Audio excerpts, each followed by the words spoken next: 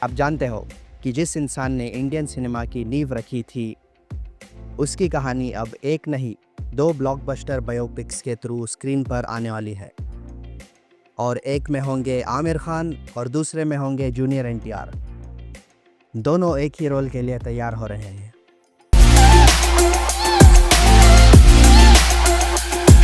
Indian cinema ने दुनिया भर में अपनी एक अलग पहचान बनाई है और इस सफ़र की शुरुआत हुई थी एक ऐसे विजनरी फिल्म मेकर के साथ जिनका नाम था दादा साहेब फाल्के, जिन्होंने सबसे पहले इंडियन फिल्म राजा हरिश्चंद्र बनाई थी।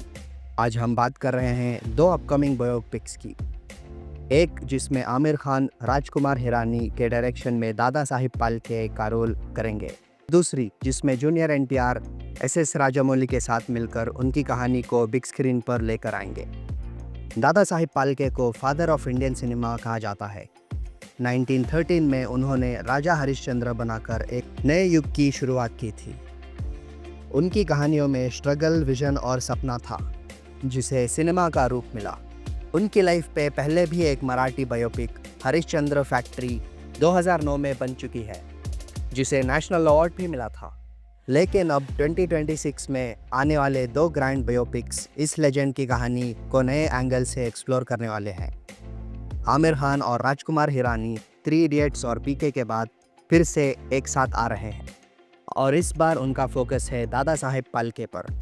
ये फिल्म रिपोर्टेडली इंडिया के इंडिपेंडेंस मूवमेंट के बैकड्रॉप में सेट है, जहां हम फाल्के जी के स्ट्रगल्स, विजन और फिल्म इंडस्ट्री के उदय को देखेंगे। फिल्म की शूटिंग अक्टूबर 2025 में शुरू होने वाली है।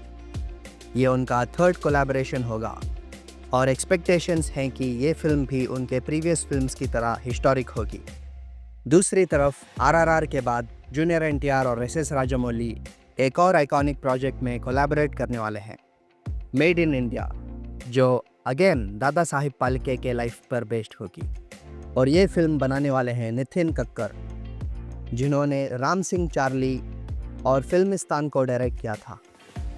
और हाँ, ये आवारापन 2 भी डायरेक्ट करने वाले हैं। सोर्सेस के हिसाब से जूनियर एनटीआर ने स्क्रिप्ट सुनकर कहा ही वॉज ब्लोन अवे, क्योंकि इसमें उनकी लाइफ के कुछ लेसर नोन फैक्ट्स हाईलाइट किए गए हैं। इस बायोपिक के राइटर्स हैं एस कार्तिकेय और producer Varun Gupta. Film early Indian cinema के शुरुआत और स्ट्रगल को एपिक स्केल में दिखाएगी। दोनों बायोपिक्स एक ही पर्सनालिटी पर बेस्ड हैं, लेकिन दोनों का विजन डिफरेंट है।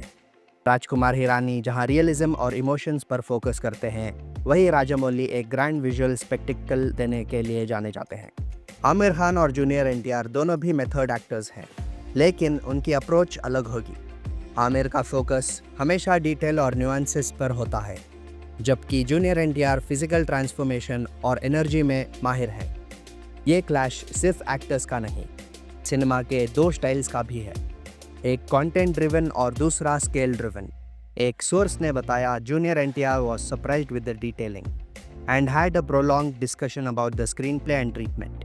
फिल्म क्रिटिक्स का कहना है कि इस वक्त दादा साहेब फाल्के की कहानी ज़रूरी है, क्योंकि नए सिनेमा के बीच हमने रूट्स को भूलना शुरू कर दिया है।